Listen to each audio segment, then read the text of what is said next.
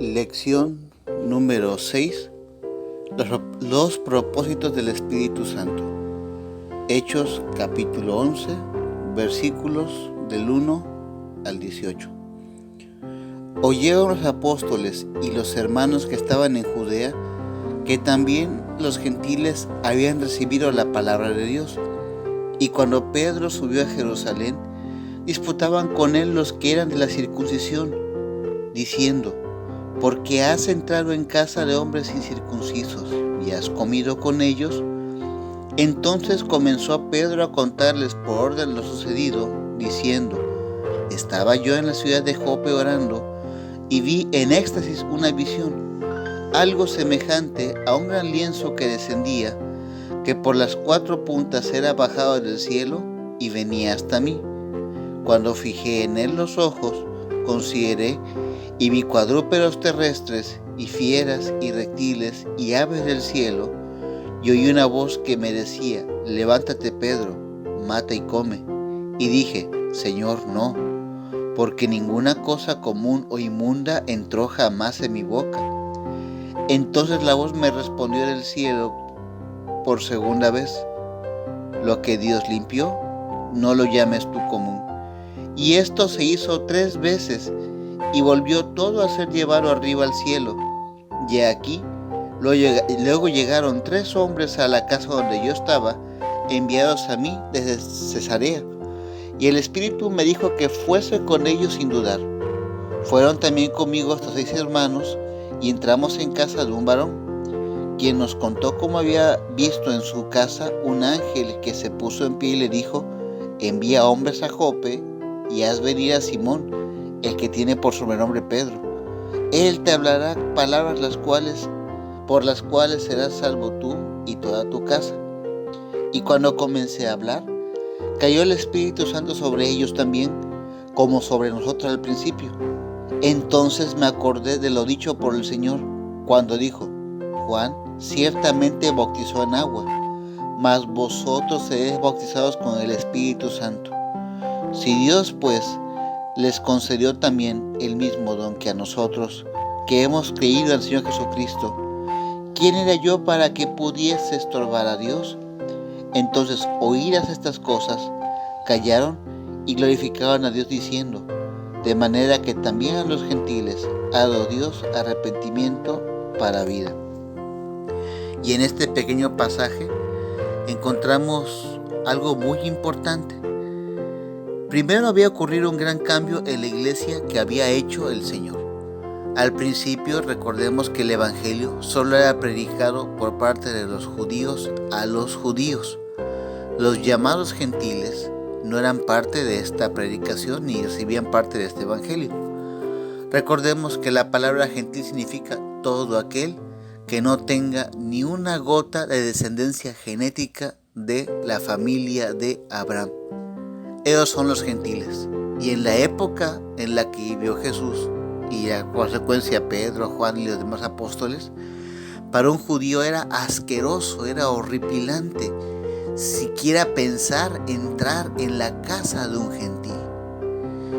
Los judíos, como ellos habían tenido la ley de Moisés y las promesas de Dios a través de los profetas, ellos creían que eran los únicos merecedores del reino eterno.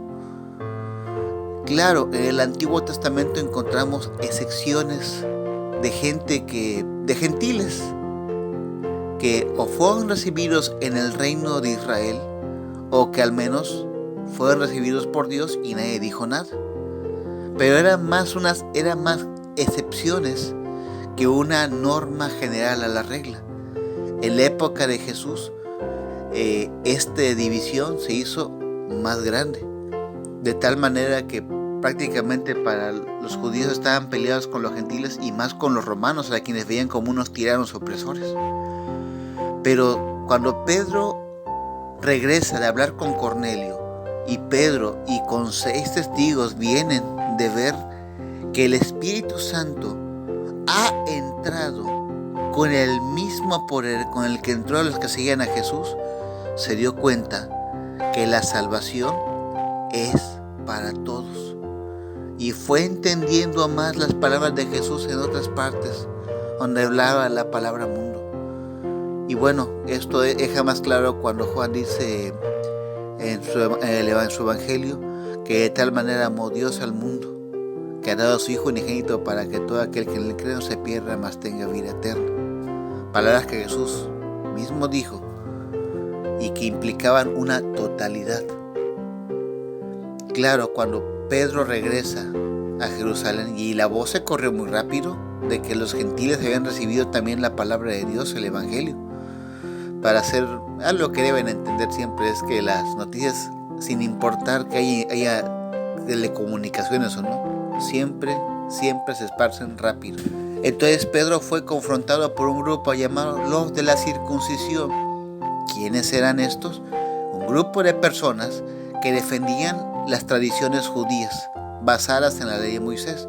Y hay que aclarar una cosa. Hay que diferenciar entre la ley de Moisés, que Dios le dio a Moisés, y las costumbres de los judíos. Porque había llegado el momento en el cual, recuerden que la ley se la dio Dios a Moisés, y tenía una razón. Pero cuando Cristo vino, hizo un nuevo pacto. Eso estaba dicho hasta el profeta Jeremías, quien dijo que Dios le reveló que haría un nuevo pacto con la casa de Israel. Y el antiguo pacto, o sea, el pacto con Moisés, sería anulado. Entonces los de la circuncisión eran gente que defendían a capa y espada las costumbres israelitas, no la palabra de Dios. Claro, ellos decían, ¿cómo es posible que haya entrado a casa de un gentil? ¿Cómo puede ser? Y claro, van a confrontar a Pedro. Pedro les hace ver que él también tenía sus propias ideas en cuanto a lo que debía ser sobre la palabra de Dios y sobre los gentiles. Y cómo Dios aplastó lo que él creía. Incluso si alguien hace la lectura de cuando Pedro va a ver a Cornelio, Pedro les recuerda a Cornelio y a los que estaban con él que para un judío era abominable entrar a casa de un gentil, pero que Dios mismo le destrozó lo que él creía. Cuando le da la visión de ese lienzo bajando con animales, diciéndole mate y come, Pedro, ¿cómo responde como buen judío? No, Señor, ninguna cosa inmunda ha entrado en mi boca. Recuerden que por la ley de Moisés, los judíos no podían comer determinadas cosas. Había animales que no podían comer, había hasta pescados que no podían comer. Para poner un ejemplo, la ley de Moisés marcaba que solamente pescados con escamas podían comer. Así que ellos no podían venir al puerto de Veracruz y echarse una sopa de aleta de tiburón porque el tiburón no tiene escamas. O ir a otro lugar, a Japón, y comer ballena. Esos animales no tienen escamas. Animal que no tenga escamas, en cuanto a pescados, no podían comerlo. Entonces, si eso era con los pescados, imaginarán con otro tipo de animales, como el puerco, que es el ejemplo más común. Entonces, Dios le hace ver a Pedro, no llames común o inmundo a lo que yo he santificado. Y es importante porque recuerden que una vez platicado de la comida, Jesús les hizo ver que el alimento no te convierte en pecador. Había llegado el momento en el que los judíos pensaban, si como esto soy pecador. En la ley de Moisés sí, pero la ley de Cristo no. Cristo vino a hacer limpios todos los alimentos, algo que Pedro batalló en entender. Y tuvo que hacerle Dios 3 veces la aclaración de que todo lo que él había limpiado no llamara común o inmundo, para hacerle ver que si con la comida hacía esto, con los hombres era mayor.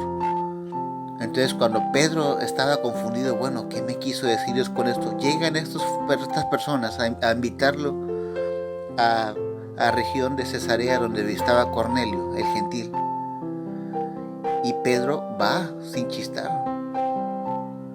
Y Pedro descubre y entiende algo importante. La salvación es para todos, no solamente para el pueblo de Israel.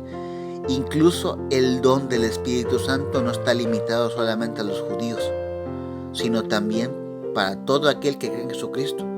Nomás el versículo 17 dice, si Dios también les concedió el mismo don que a nosotros, que hemos creído al Señor Jesucristo, ¿quién era yo para que pudiese estorbar a Dios? Y Pedro recuerda lo que dijo Jesús. En el versículo de Hechos 11:16 dice, entonces me acordé de lo dicho por el Señor, como dijo, Juan ciertamente bautizó en agua, mas vosotros seréis bautizados con el Espíritu Santo. Y aquí está la prueba de que uno es de Dios. Cuando uno es bautizado, no en agua, sino en el Espíritu Santo. En agua cualquiera puede ser bautizado, cualquiera puede bajar a las aguas. Pero únicamente quienes bautizados en el Espíritu Santo, aquellos que creen en Jesucristo como Salvador. Por eso el bautismo con agua, aunque es importante, no es garantía de salvación, no salva. Está escrito, la fe viene por el oír y el oír por la palabra de Dios. Y Pablo aclara en Romanos, en la carta a los Romanos, que todo el que invocare el nombre del Señor será salvo, no el que sea rociado o bautizado en agua, todo el que invocare el nombre del Señor. Y cuando Pedro habló con Cornelio, que estaban con él, ellos creyeron en Jesús como Salvador, y por eso el Espíritu Santo bajó sobre ellos, dándole los dones para que entendiera Pedro y los que estaban con él, que eran judíos, que la salvación también se extiende a los gentiles. Y Pedro entendió algo, no tenía por qué estorbar a Dios. Es cierto, era judío, pero no por sus costumbres y tradiciones iba a estorbar la obra de Dios. Y aquí hay algo importante que tenemos que aprender. A veces nosotros como personas, y particularmente como latinoamericanos, la mayoría es que escuchen esta lección, tendemos a creer en Dios según nuestras costumbres y tradiciones, y nos olvidamos que tenemos algo más grande que eso, la Biblia. Si la Biblia no apoya lo que nosotros creemos, estamos mal y estamos hasta en pecado, porque estamos estorbando la palabra de Dios. Juan fue confrontado por Dios, sus creencias religiosas fueron confrontados por la palabra de Dios, por las mismas promesas de Dios, y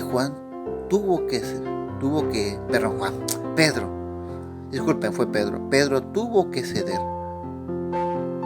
ante lo que Dios le enseñó. Así que aprendemos que lo que debe guiar nuestra vida es la palabra, sus órdenes. Ahora, tengamos cuidado con una cosa. Hoy en día hay mucha gente que dice, es que Dios me habló, Dios me reveló, Dios me dijo. Dios jamás va a revelar algo que esté en contra de su palabra. Incluso Pablo, tiempo después, en varias de sus cartas, hace ver a todos los que son judíos que del Antiguo Testamento Dios estaba revelando que los gentiles serían parte del pueblo de Dios. Así que Dios jamás va a revelar o dar una orden que esté en contra de su propia palabra. Y tristemente mucha gente que dice, Dios me habló, y dan órdenes que están en contra de la propia palabra de Dios. Tengamos cuidado con eso. Ya Dios nos dejó la palabra. Ya Dios nos ha dejado su propia escritura, desafía nuestras creencias muchas veces. Y a veces por defender un pensamiento, una tradición como lo defendiendo de la circuncisión, estorbamos la obra de Dios. Que Dios muchas veces confronta lo que creemos con su palabra.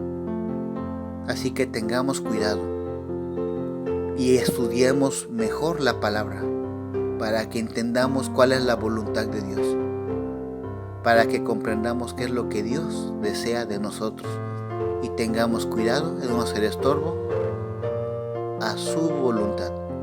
Que Dios les bendiga si es que les sirve.